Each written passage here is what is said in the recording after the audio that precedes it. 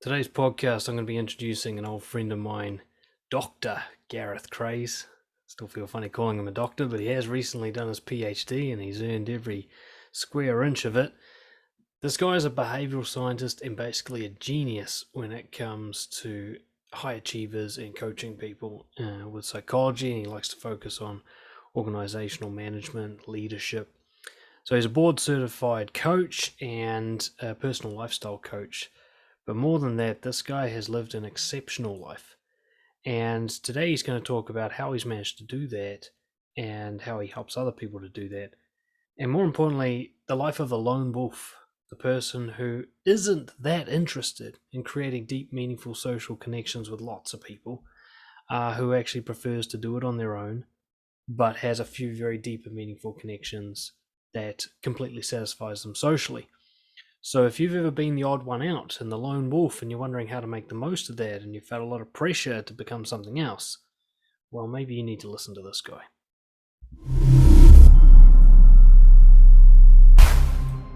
I don't actually know how long I've known you for. I mean, decade plus, something like that. Yeah, Um, 12, 13 years maybe.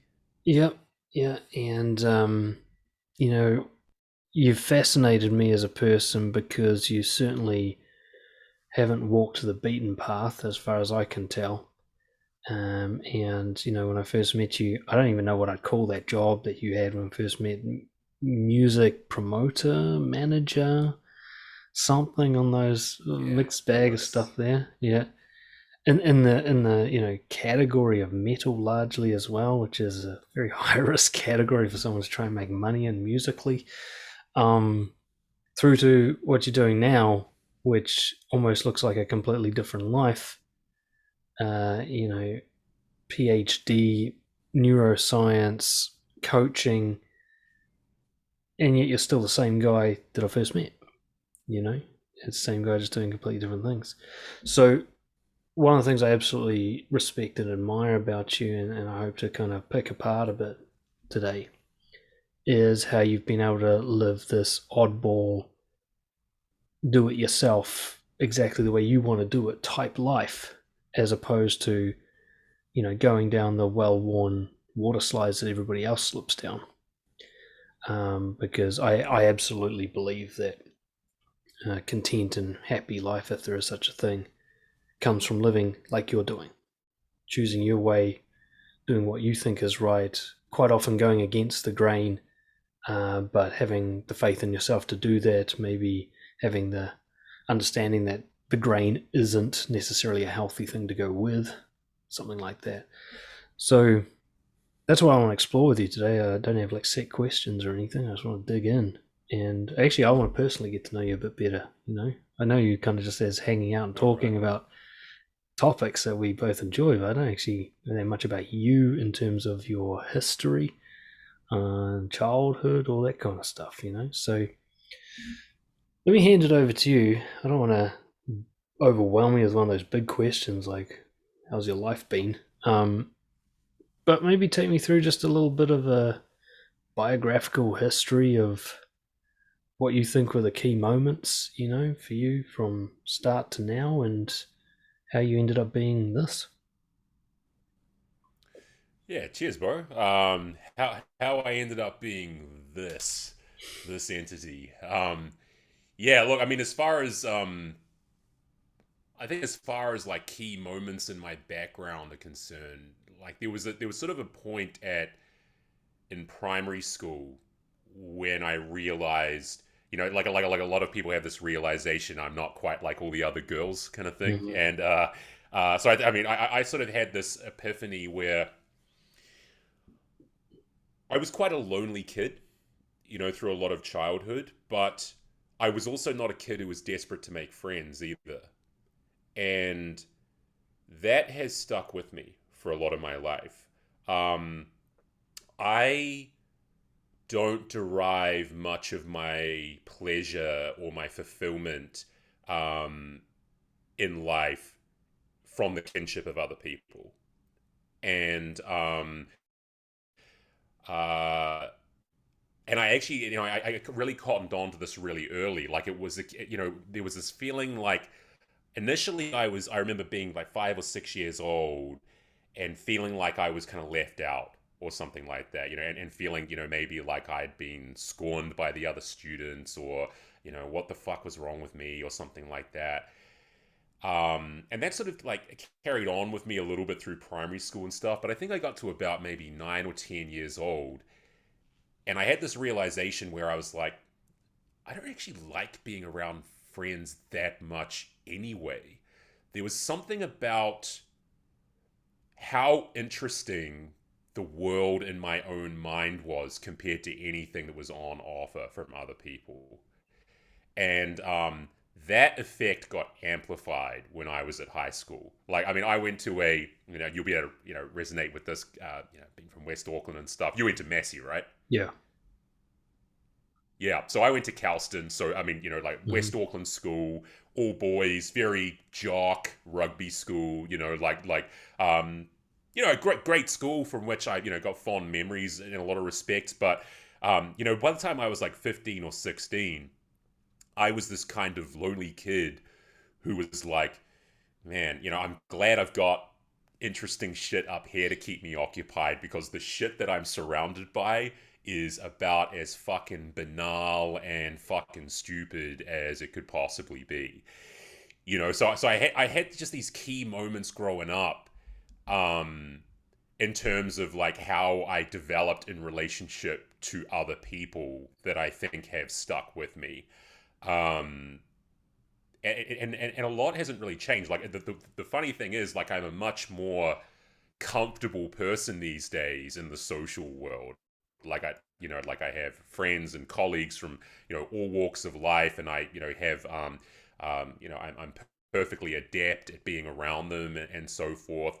But actually, Henry Rollins one time said this. He made this distinction, which I think is very powerful, and I think really, really sits with me well. Like really sums up what I'm like. He said that he is great at being in front of people. Being with people is a different issue. Mm. Um, I'm fantastic at being in front of people. Like stick me in front of a crowd, stick me in front of a client or something like that. I can light up the stage in front of just about anyone. Like when it comes to kind of giving a performance of myself, as it were, I'm like dab hand. But when I'm just around people for the sake of socializing, I can do it up to a point, and then I reach my limits of sociality very, very quickly. And I don't want to make it sound like, my kind of relatively asocial personality is everything about who I am, but it's certainly shaped a lot of my philosophy on the world. It's sort of, shaped a lot of my outlook on myself. I got to a point where I was like, I went through a pretty serious, sort of fast forwarding a bit. When I was in the music industry, as you mentioned, like working as a promoter and stuff, there was a point, I think about 2012, 2013, where I was pretty seriously depressed. Um, just not having a good time of life. I was in a very toxic relationship. My business was starting to tank. Um, I'd done a few kind of dumb things in my life that had just kind of just basically fucked my life up in a couple of key ways. And I'd sort of come to this like, you know, um, almost like biblical kind of reckoning moment, dark night of the soul or whatever, where I was sort of like questioning myself about like, is there something inherently fucked up about me?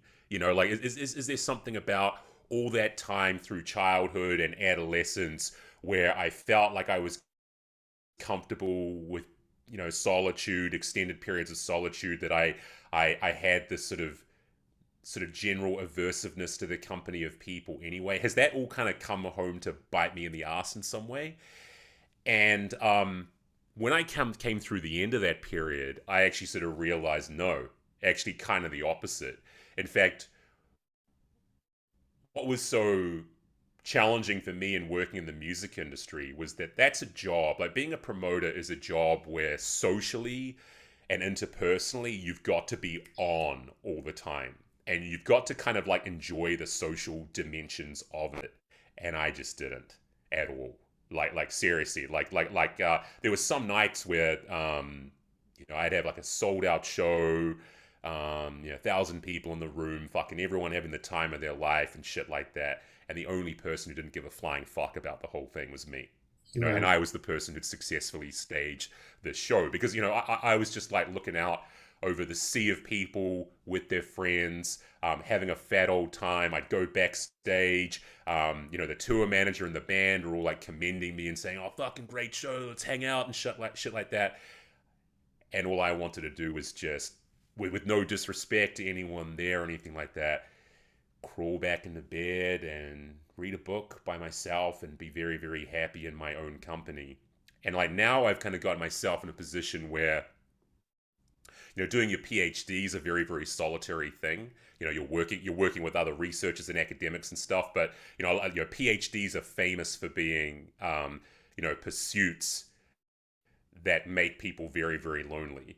And if you're someone who likes to have a lot of friends and likes to be around the company of people a lot, a PhD is kind of can be a tall order for you. But for me, this was amazing. Like for me, doing my PhD and being buried in reading and literature and data analysis all day and stuff like that. Whereas in the compared to the time I was in the music industry, I was having to deal with people all day. It was fucking paradise by comparison. It really was. And now I think I've sort of taken that same energy into what I do now. Working as a coach and sort of the same broad space that you're in. And so I mean, again, to go back to the being in front of someone compared to being with someone, put me in front of a client, and that client is just like another piece of data to me. They're kind of like, without dehumanizing them or depersonalizing them, they're an abstraction. They're a concept, and I work well with abstractions and concepts. The moment that client says to me, well, maybe we should get a drink sometime or something like that, that's where, I'm just kind of like, well, yeah, okay, kind of deal. Yeah. And so, yeah, that's, I think that's a little bit about, I mean, you mentioned the word oddball. I think why I've sort of like started off with this kind of motif is that's where the oddballness really came from originally. The sense that I wasn't quite within the meaty part of the bell curve, as it were. It came from this early childhood realization that, again, my life is not primarily fulfilled in kinship with other people. So I think that's what set sort of the oddball train rolling in motion. Interesting. We're almost identical. I'm a front of stage guy as well. When it comes to being nice guy, I call it the performer type. They put on the show to get approval rather than anything else, um, literally on stage and sometimes. But I was desperate for kinship. That was my driving motive. Whereas for you, it was more like keeping people's arm's length, wasn't it? Which I suppose it was for me a bit as well. But what's really interesting is the link between, I'd call it an advantage actually, in some aspects, where because you don't have ties socially, you're not influenced when it comes to choosing the direction of your life, what you want to do, where you want to go, how you want to act. You're far less tied down than the people in the meaty part of the bell curve. I remember being when I got to university, I started actually with a communications degree. I switched to psychology in like second semester or something. But I remember sitting there in this communications degree doing all those beginner papers. And at one point I sat there and I was like, I have no idea why I'm here. I feel like I've like dropped into this life and somebody else made all the decisions. And I often felt like just being pulled down a river by the current. That current was trying to fit in socially. The current was a desperate need to be part of the in crowd. I even got to the point where like sometimes early on, I was choosing papers at the beginning of my degree because I saw hot girls signing up for them. I mean, that's kind of how my decision making looked like. I was like, where's the approval I need? There? All right, I guess that's where I live now. And this is why I find our similarities so intriguing, because we have such a massive difference as well. You know, all lots of the same sort of strategy for trying to enjoy life and so on, but I was tied to something that you weren't tied to, and we ended up in the same spot. It's really bizarre, you know. But I had to untie myself to Right. get there. So I was, when you're like music promoting and stuff, I'm still 9 to 5 wearing a suit and tie and doing all the same stuff everybody else does. It took me a long time to come around to coaching, which was my version of music promoting or whatever. Is my version of doing something different that nobody else is doing, and fuck what everybody else thinks, and I'll just have to figure it out for myself. But like you, I love, this is my favorite place, is in here. Reading books, thinking things through. I love podcasting, making videos, because it's me just talking about my ideas. I could do it forever. I never run out of ideas. But I used to sacrifice that to fit in socially, whereas you would bail on socializing to go back to that. Very interesting. I find that the period of depression interesting, that you managed to come out the other side not accidentally coming to the conclusion that there's something wrong with you, you know. Sounds more like your depression was a result of kind of the perfect storm, lots of rough things going on for you at the same time. What other insights do you have from that period of your life? You know, like how is it that somebody who's going their own way and kind of knows who they are and following that does end up depressed?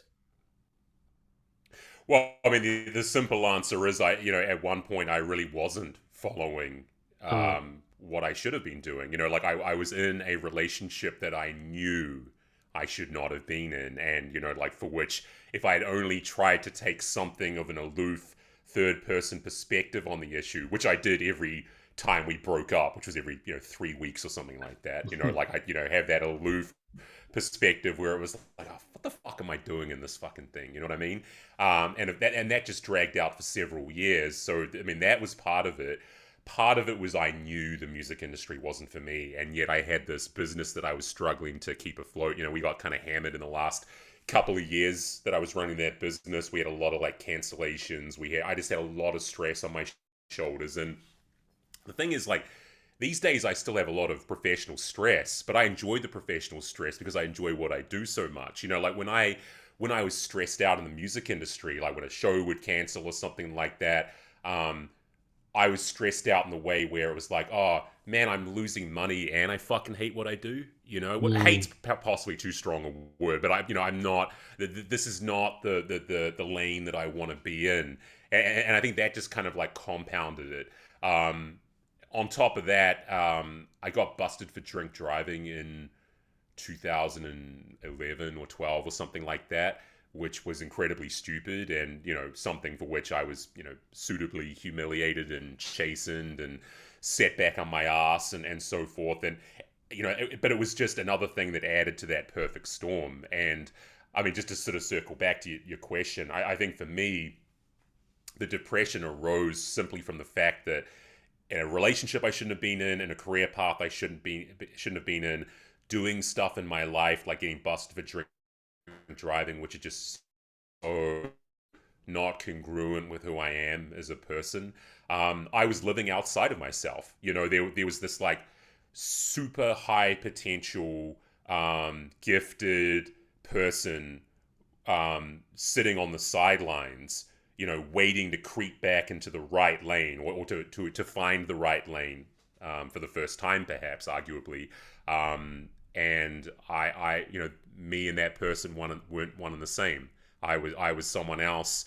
I think there was a period during that time where, to the outside world, I was kind of miming the language of success mm, in a lot of ways. Like kind of, I mean, just sort of to the outside world, kind of like, well, fucking, music promoter, what a cool job, hot girlfriend, that's cool, kind of thing, and I think I almost believed a little bit of the outside hype in my own mind or something like that, as if to sort of convince myself in a moment, dude, you're a fucking concert promoter with a hot girlfriend, just fucking, what are you complaining about, just fucking enjoy your lot in life, kind of thing, like you know how hard some people have it and shit like that.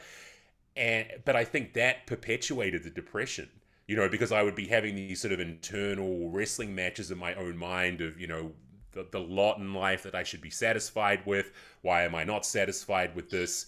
And so forth. And, I mean, I'd stop short of calling it a midlife crisis. I mean, for one thing, I was sort of in my early 30s at this point or whatever, but it's probably the closest thing I've come in my life to something like that.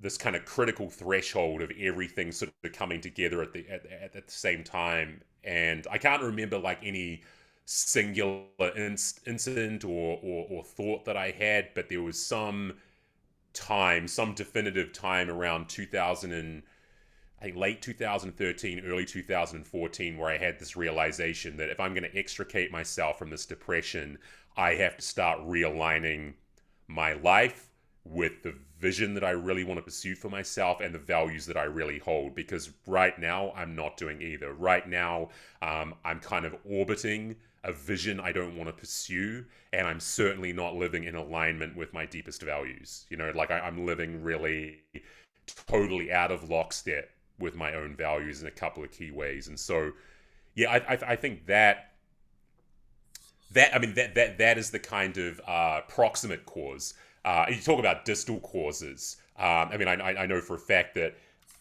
just putting it in layman's terms, my brain is wired in such a way. So I have type 2 bipolar. So type 2 bipolar, for those who don't know, is it's all the depression and anxiety of regular bipolar, but without the mania. So I never had the crazy freak out fits and stuff like that kind of maniacal behavior.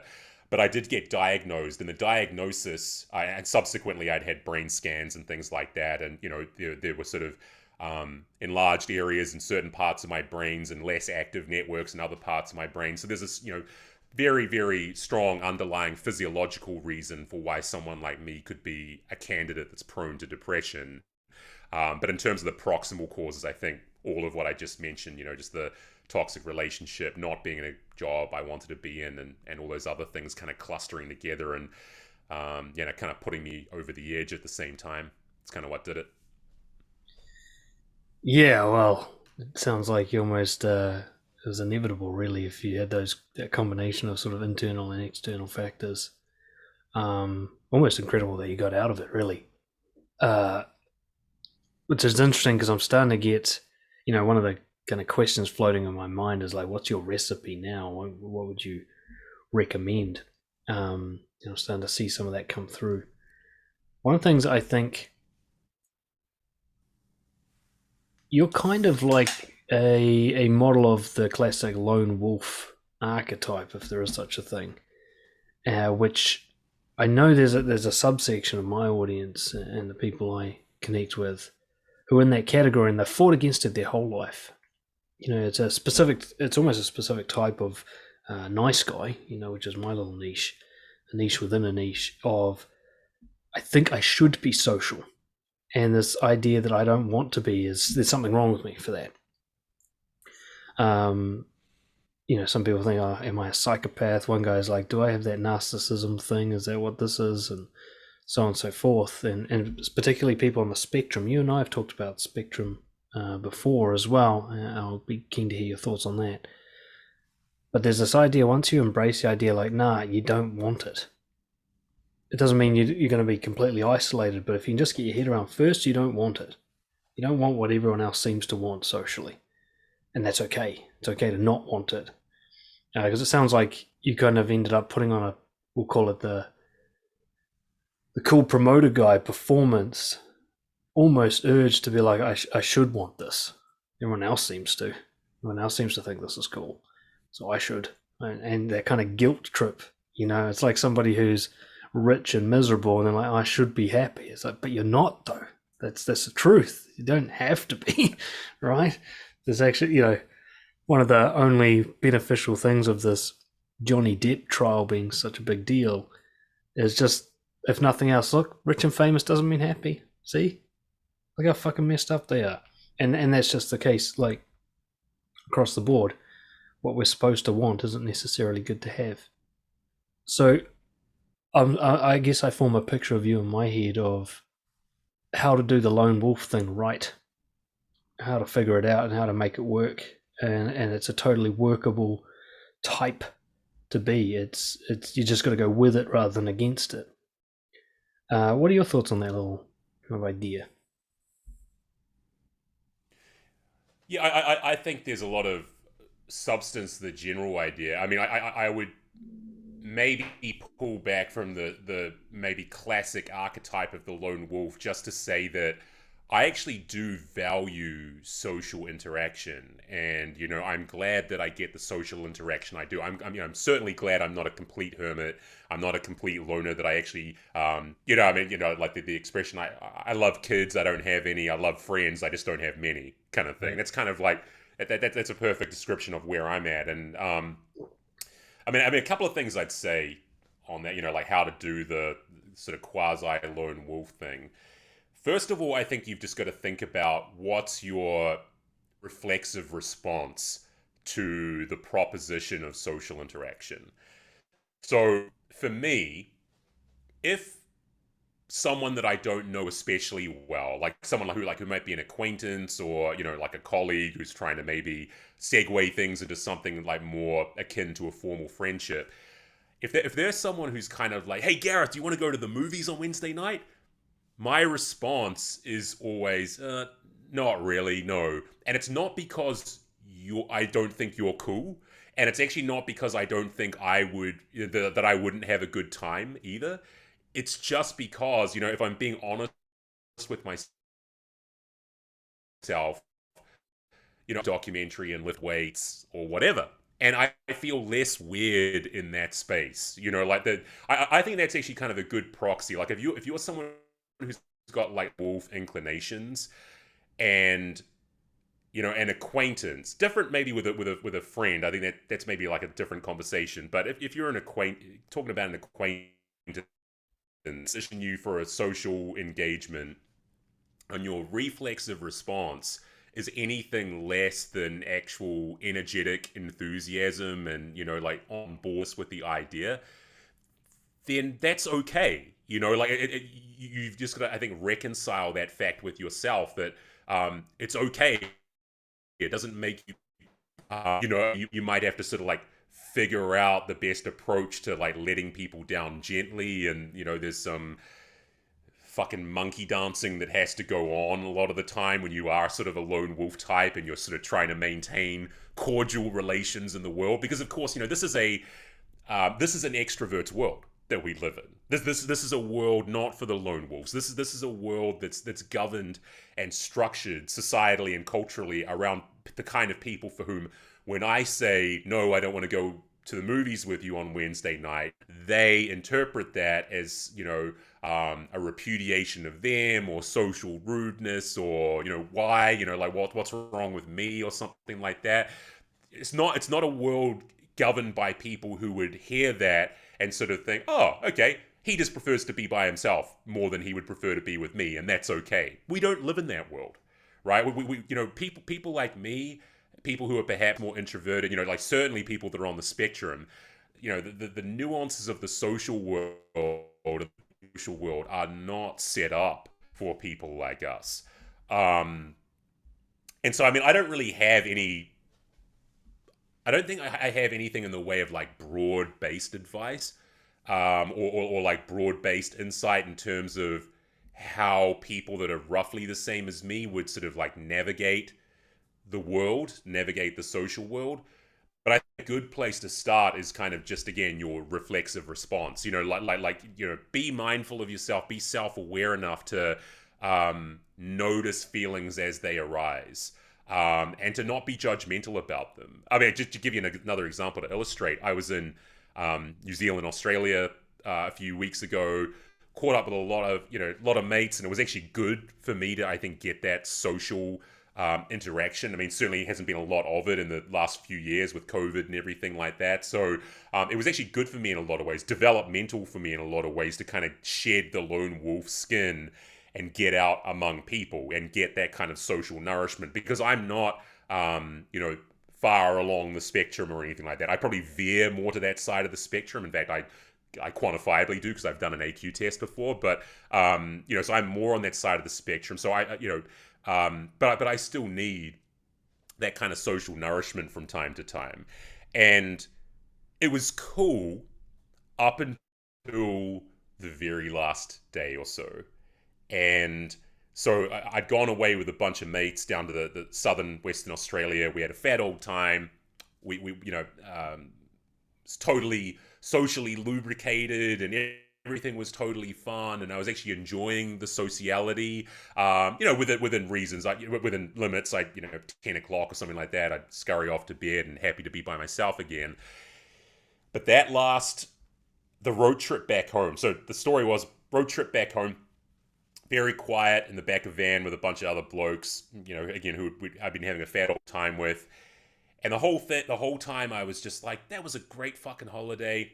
I can't wait to get home now. I can't wait to get back to Perth. I had one more sleep, get on the plane and get back to Vietnam.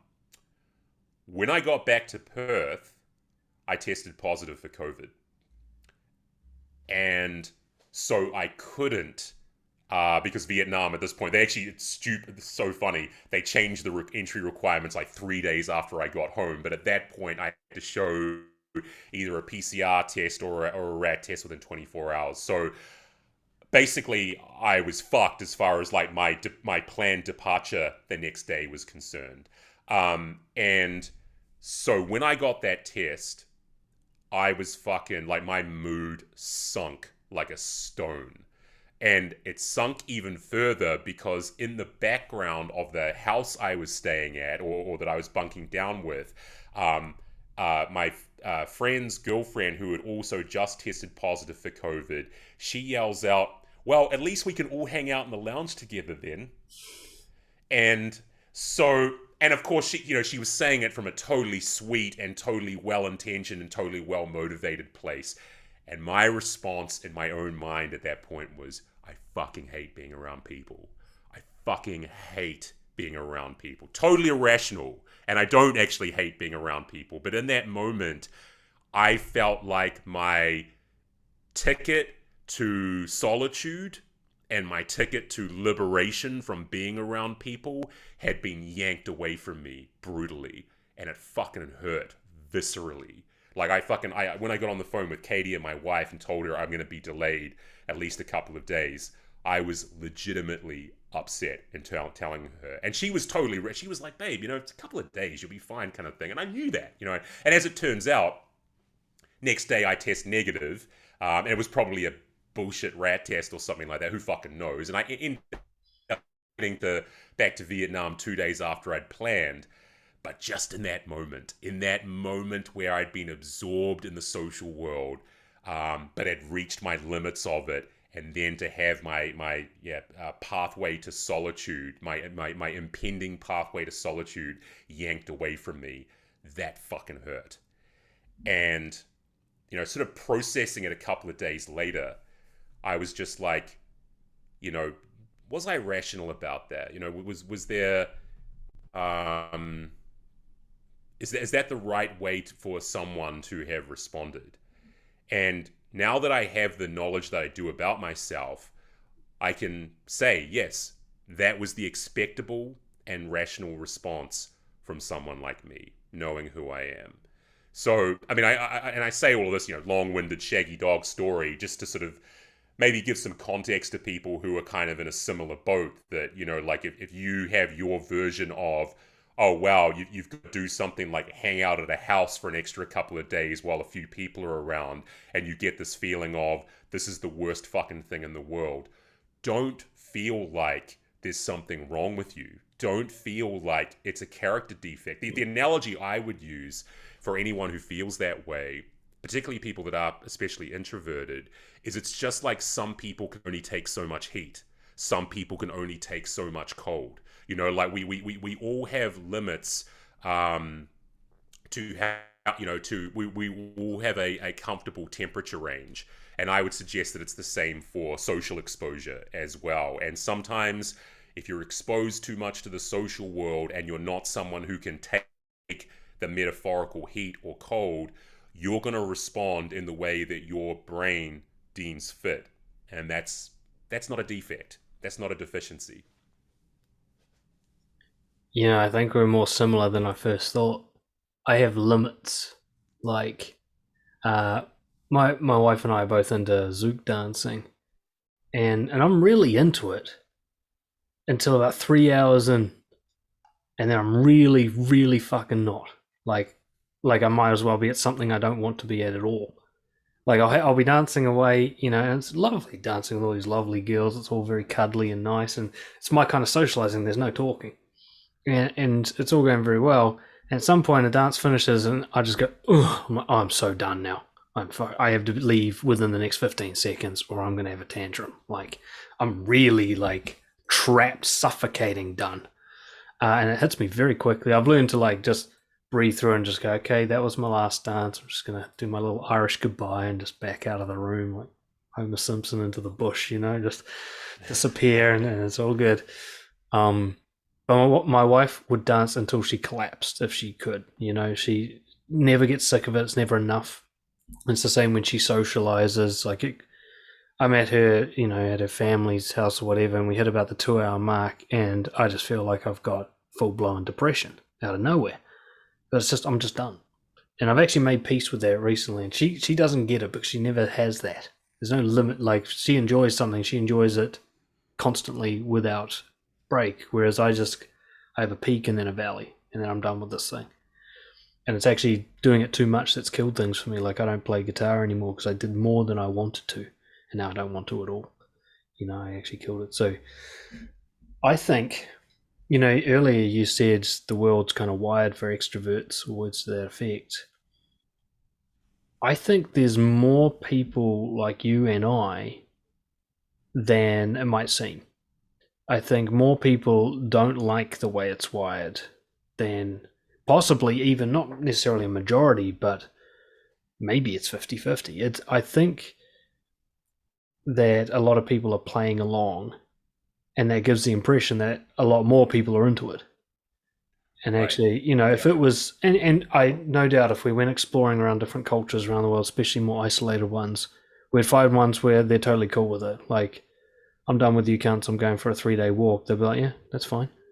Whereas if you did that where, you and I are used to being, that would be deemed as like mental illness or something. So, what I like about you speaking up about this is mostly just making it okay. You talked about how you can't do this in society. Well, when I created the Brojo community, it basically became a community like this. We'd be having like a group session. Someone's like, I've had enough, I'm going home. And everyone's like, all right, have a good night. Because everyone got it. Everyone knows what that feeling's like. Right. And you're allowed to do that here, Yeah. And even in certain elements of the dance community, there's certain people there I know I can go sit next to them on the couch and be like, I just suddenly don't want to fucking be here. And they'll be like, I know what you're talking about. Like, I just got that the other day. And it's okay with them, but it's still like this best kept secret thing. So I'm glad you're sort of bringing it out as a kind of, like you say, just check in with it. How do you really feel about this? Because there's no point fighting it. There's nothing wrong with you. Your body's telling you what you prefer. Why would you fight against that? And all I'm trying to add, I think, is that the idea that everyone else prefers something else is an illusion. There are a lot of people pretending that they prefer it, but they're actually just like you and too scared to speak out. But you have spoken out. And you know what's really ironic? You say that the world's wired against this, but you're doing pretty well.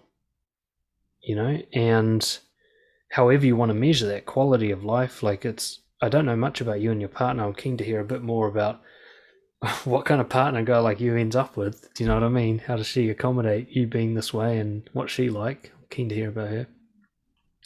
You're a partner, you're doing what you love for a living. You're living in a place that you obviously find exciting and interesting to stay at. You've kind of got your shit really well sorted, physically fit. There are a lot of people who are going with the grain who don't have anywhere near that level of personal fulfillment or success. So maybe you have found a way to make it work for you, this world, That's just an observation. I'm keen to hear your thoughts on that. Yeah, I mean, I think it's just a case of, to the degree that this is. I mean, I agree with you, by the way, that there's probably more people like us than we are perhaps aware of, that maybe there are so many people that are maintaining the illusion that the illusion is actually more prominent and more widespread and universal than I perhaps alluded to. I think that's absolutely possible. But as far as like, how the advantage I have of navigating this world that I'm in is I just don't. I've kind of disabused myself of the need to fulfill social obligations in any way. So, my wife Katia is very similar to me in a lot of respects, in that she's much more of an introvert systemizer than an extrovert empath. She prefers her own company. We are each other's best friends. We are each other's entire social life in many ways, and we like it that way. Like if we're gonna go out and be social, why don't we just be social together? Because we like talking to each other. We have many great things to talk about, and rely. And even though we have friends and mutual friends and so forth, and we still get social nourishment from seeing those friends. We are very much the kind of couple that hey, this is meme almost of like the couple in their 40s who goes out for a date, a double date with another couple or something like that, has a good time, but we're the ones who get home, can't wait to rip our clothes off and turn the air conditioning on and be like, thank fucking God that is over. Fucking people, oh my God, like, and it's not like those particular people that we just saw. It's just the presence of people. So having a wife who is kind of chipped the same way as I am is very, very helpful. With her and I, it's not a case of, we're opposite in some aesthetic and cultural ways, but in terms of our broad psychological dimensions, her and I are very, very similar in many ways. On top of that, I live in a country where people don't speak English most of the time, which is great because I can see someone from I can see someone from 500 meters away and know I'm not going to be able to have a conversation with them. And that for me, or for someone like me, is fucking liberating, right? I remember the old, Curb Your Enthusiasm about the old stop and chat. Like the person who barely knows you, who bumps into you, but because they have this, very, very loose connection to you, they assume that, oh, well, you know me or you know of me, so we must stop and engage for at least 15 seconds or something like that, right? None of that here, right? And I love that because, it was certainly when I was working in the music industry, fuck me. I couldn't walk from the backstage area to the front of the venue without encountering 20, 50 people. Like, hey, Gareth, and like, you're feeling like you're the rude cunt or something like that by not stopping and having an actual conversation with people. And like, legitimately, it fucking grated on me. And it grated on me, and I can say this with clear conscience. I can say it in a way where it's like, I wasn't repudiating these conversations because I didn't like the people or anything like that necessarily. I know that these people were coming from a well-intentioned and well-motivated place when it came to hitting me up and saying, hey, Gareth, come and chat with me for a second. But I just fucking hated it. And so here I don't have to do that, which is wonderful. My side gig is I teach at a university here in two different universities here in Vietnam. 100% of my students are ESL, so most of the time they're not asking me questions and stuff like that anyway. A lot of the time they're probably tuning out. It's almost like teaching into the void somehow. Like I'm not actually sort of like speaking with people. I'm talking to a void in a lot of ways. It's with no disrespect to my students or anything like that, but it's a different dynamic compared to, if I was doing the same thing to a class full of English speakers who were getting every jot and tittle of what I was saying. Another thing, I love exercising because I love being on my own. I love going for, like, I do the equivalent of a 10-kilometer run almost every morning. And that time for me is just fucking currency, man. It's the time where I'm at my sharpest mentally. It's where my imagination and my creativity and my ability to sort of process ideas and um, I love playing with language. I think that's like one of my greatest strengths overall is that um, I'm a master at using the English language well, and I don't, and I have no compunction about self-identifying as a master of the English. I know how good I am at using the English language. So those moments by myself, jogging or lifting weights in the morning, are times where my English language mastery part of my brain is fucking on steroids at that time. Um, what else? I mean, I guess with the coaching side of thing, with my main gig, again, it's not like I'm in a conventional social interaction with someone. They are paying me for a service, and even though my disposition as a coach is very warm, and I'm very good at developing rapport with people, which is not necessarily a conventional thing for a sort of lone wolf type. Like I actually when I work with my clients and when I meet new clients and stuff like that, I actually have a very free and easy, sociable, outgoing, cheerful kind of personality. I'm very good at developing chemistry and rapport and trust with people and so forth. But something I said before, ultimately, even if I'm in person with them, they're like an abstraction in some ways. Mm-hmm. Like I sort of see my clients as almost puzzles that I'm there to help answer, rather than, of course they are human beings that have lives and feelings and experiences and dreams and all the rest of it. I'm not depersonalizing them. But when I'm working with them, my brain almost goes back into like, introvert systemizer mode. And it's like, okay, how do we process this concept? How do we reckon through this concept? Even though this concept is in flesh and blood human form sitting in front of you, and they're blinking their eyes at you, and they're giving off facial expressions and so forth, they are no different in some ultimate sense to if you were writing a paper right now, or if you were doing a literature review right now. It's all just data. It's all just concepts that you're there to analyze and process. So yeah, man, I think all of the above is kind of, it's what's helped position me to be comfortable in the life that I'm in.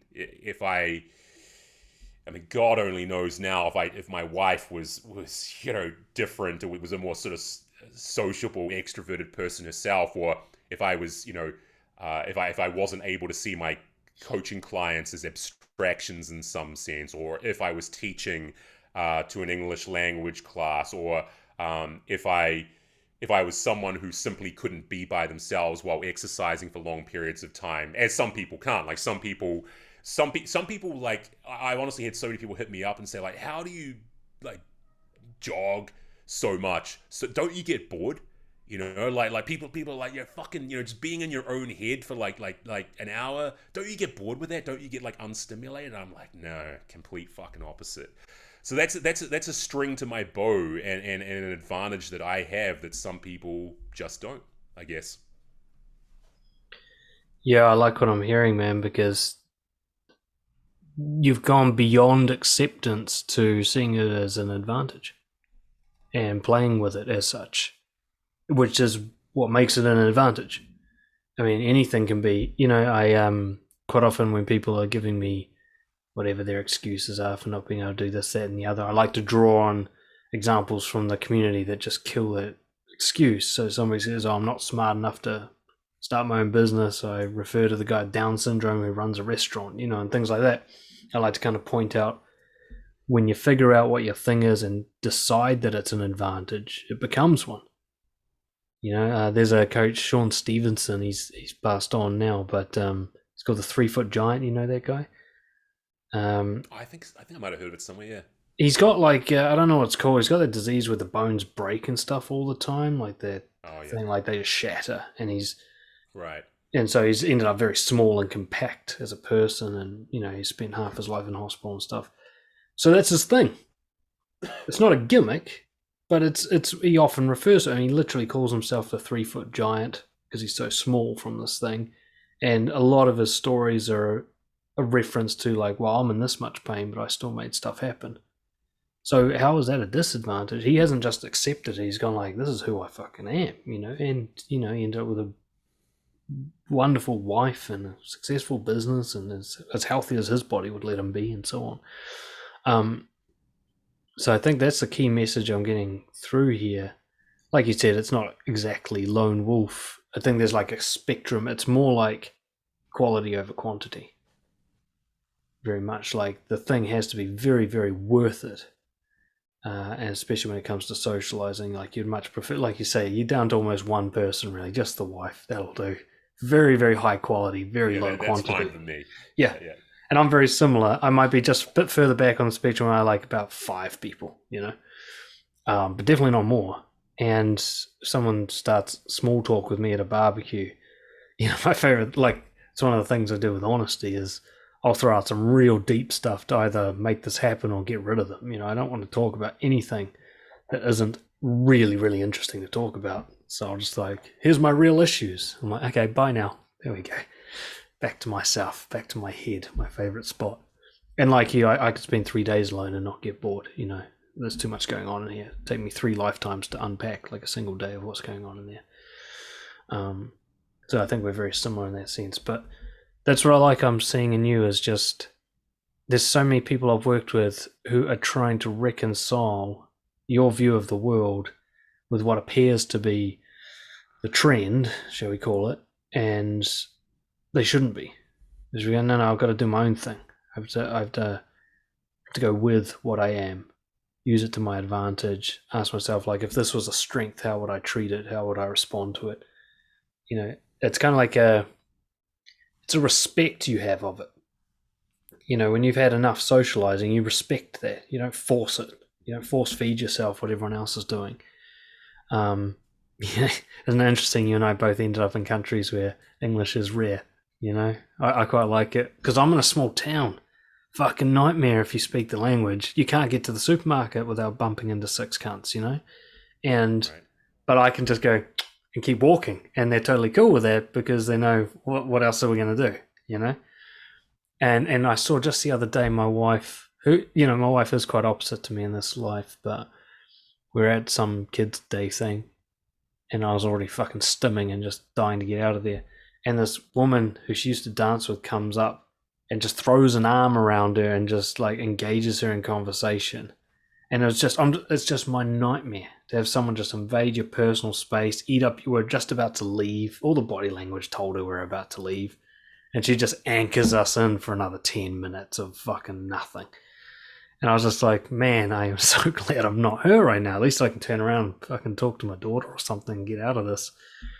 But that's my nightmare, is somebody stealing my time socially. So I think I see eye to eye with you a lot on this. Let's wrap up with some pretty shameless promotion of your own work. Because obviously, as you say, you do coaching, and I'm keen to hear a bit more specifics about that. Like, who do you work with, and what type of work you do? And if someone's listening who's right for you, like, what is it that they need to be talking to you about? Well, first and foremost, thanks for the opportunity to give such a shameless plug. I think just to build on what we've been talking about, anyone who's out there who is kind of in that lone wolf side of the spectrum, or maybe vacillates in that direction, and or knows someone who does, let me know, because that's honestly my ideal client, is someone a lot like me, someone who maybe had that kind of dark night of the soul, thinking about, am I fucking weird for not being in keeping with what the world seems to expect of sociality and the social world and so forth. I love working with people like that, and not just to like leverage my own example to show them that there is a way, but to show them that there is a way for themselves. Like, they've got a way of leveraging what's unique and distinctive about them in the service of their own growth and development. So first and foremost, I actually just love working with people who are a lot like me, but maybe have not had either the epiphanic moment or the key aspects of reckoning with themselves that I've had, which have allowed me to arrive at this place of comfort and reassurance about myself and what I'm good at and everything like that. More broadly, man, I work with people from a lot of different professions. I mean, I work with CEOs, musicians, athletes. I've worked with people in my coaching work. I've worked with people in the military. I work with some academics, some scientists. I've got a I'm non-discriminating when it comes to actual professions and what people come to me with. But my coaching style is certainly not for everyone. It's very direct. It's almost confrontational in some ways. It's always done from a place of genuine compassion and care, and mindfulness and respect for the other person's feelings. But I'm a pretty straight talker. I don't. I'm someone who I did my PhD at a school and within a tradition that was very, very heavy on the positive psychology side of things, and I actually take a lot of inspiration as a practitioner and as a scholar from positive psychology. I think it has contributed a lot of valuable insight to psychology more generally, but I think it has significant limits. And I think that positive psychology almost needs to be balanced out with a little bit more of a pessimistic psychology. And I've actually found that that's resonated with quite a few people. Quite a few people that I've worked with have gotten the most gains working from me by coming to this realization that it's not all fucking roses and sunshine, and not in your life and not in the world. A lot of people, when they seek out a coach, and I'm sure you've had this experience as well, all they're angling for is a positive outcome. All they're angling for is, I consider myself or something about me a problem. I'm hiring you as the person who's going to implement a solution. And almost there's kind of an unstated implication there that by hiring you, you're going to guarantee me that solution. That's just not having realistic expectations of a coach and what they do and so forth. But another thing is that, from my perspective, some people have the most growth when they realize not everything is going to be hunky-dory about their lives. When they realize that some of the latent levels of depression and anxiety or social aversiveness or unconfidence in certain domains, things like that, some of them, while they can be addressed, may be with you forever, and that's okay. That you shouldn't look at yourself as just this tapestry of defects that for which every one of them has a fix. Okay, many of them might do. I mean, you specialize in confidence, and I know, I certainly think confidence is something that can be developed in most, perhaps not all people over time. Sustained effort, deliberative practice and so forth. Confidence is something that a sizable majority of us, I think, can develop over time. But even someone who develops confidence or builds confidence, it doesn't follow from that confidence is going to be available to them, accessible to them, and on hand to them in every single domain of their life and every single context of their life. And I think a big part of my success with a lot of my clients is just taking them back a little bit from those absolute positive outcomes. Like trying to get them more comfortable with the idea of, a lot of my clients, for example, anxiety is the big thing. And anxiety, if you've got really bad anxiety, you should be talking to a psychiatrist and not a coach. But anxiety is one of those things where you can tamp down its worst excesses. You can tamp down that constant, false positive, false alarm going off in your head nonstop, while also recognizing that until the day you die, there are likely going to be some things, some people, some situations, some stimuli that are going to make you anxious. And that's okay. That's actually legitimately okay. The mere fact that you have anxiety about something should not be cause for alarm in and of itself. Okay, to the degree that it leads to other unhelpful behaviors or deleterious life outcomes or things that you would not want in your life, okay, then that anxiety should be addressed, right? It's like also anger as well, right? There's a healthy amount of anger that you can allow yourself and not treat as a I can't hold my shit together, I can't hold my emotions together character defect. You know, like we don't live in a world of absolutes. Human beings are like the least absolute, absolutism based species we could possibly imagine. Everything about um, ourselves, how we interface with others, how we interface with the world is based on complexity, it's based on granularity, it's based on it's based on mass specificity to a person. You know, just because again, sort of maybe a little shaggy dog on this, but I think where I've had a lot of real success as a coach is bringing around people to this notion that striving for perfection, that's obviously non-starter. But even striving for a kind of persistent, near permanent positivity, that's kind of a non-starter too.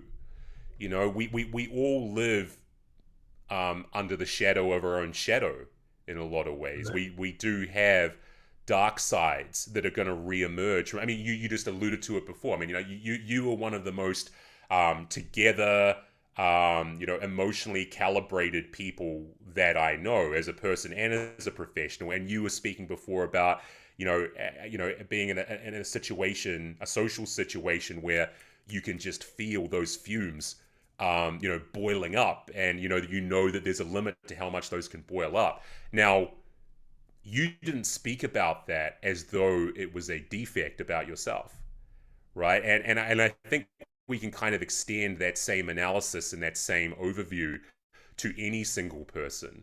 You know, we are all littered with you know, aspects of our psyche that perhaps could be better in some ideal Pollyanna-ish world, but to the degree that they aren't, you know, ideal, work with what you've got, because you might be surprised at how much what you consider to be, on the face of it, a defect or a deficiency is actually a strength or an advantage lurking under the surface that you just haven't properly reckoned with or grappled with yet. Couldn't be more on board with that. I think, you know, one of the things I thought of when I looked at your website is like dark coaching, which is kind of how I view my own as well. Like you, I'm quite confrontational and stuff in my sessions, but in the most loving way I can muster. But I like this message here because, yeah, I think a lot of people do come to coaching. They'll scoff at perfectionism as being unrealistic, and yet their behavior shows they are in fact seeking it. And the same with, you know, if you tell them, do you want to be happy all the time? They're, oh, I know that's not possible, and yet they seem to be seeking it. And how much relief I've seen people get from going like, oh, I can be anxious sometimes, and that's not actually a problem that needs to be solved. It's like, yeah, and that's most of the pain gone from it. You know, even getting to the point where maybe anxiety is helpful. Is it telling me something? My personal, you know, my journey with anger is a huge one. It's one of my main deviations from loyalty to stoicism as a philosophy. Is, you know, stoicism generally shits on anger pretty hard. I'm like, dude, anger saved my life when I finally let it out of the cage, when I stopped fighting it, when I let it like tell people what I really thought, when I let it like design content, when I let it come through as energy in my sessions. I'm like, I thought anger was just punching a wall and hiding it with a Limp Bizkit poster like I did as a teenager, you know. Turns out anger can actually be a force of, probably, I think anger's done more good for other people in my life since I unleashed it than any other emotional state that I've ever been in. So I love that you can take people there and help them get there, because I think most people going to coaching think they need to fix something when they actually need to accept and utilize something, which is a much much shorter. It's, a point between two lines. It's not the long way around. We try to work against something and correct it. But it's also nuanced. There are some things that perhaps really should be fixed and changed and adjusted because, as you say, they lead to behaviours that are detrimental to your life. So you change those bits, but you only change the amount they need to be changed, and so on. It's very nuanced, and this is why coaching exists. It's very hard to do this work completely on your own with that massive blind spot that we have about ourselves. I mean, I would never deem to coach myself with as much quality as another coach could do for me as well. As usual, we could just keep rambling on and on and on, but I think we'll just have to break it up into conversation by conversation, just because we actually have lives to live to some extent. But I really I appreciate you coming on and sharing your story so honestly, and most importantly, just putting up a flag of it's okay to be like this. It can actually be an advantage if you play it right. There's a lot of people. I've already got a list of like 4 or 5 people in my head specifically that I want to send this to, who need to hear this because they've been fighting against being like you their whole life. And I just think they need to hear that they don't need to fight against it. So I really appreciate you coming and putting that message out there so shamelessly.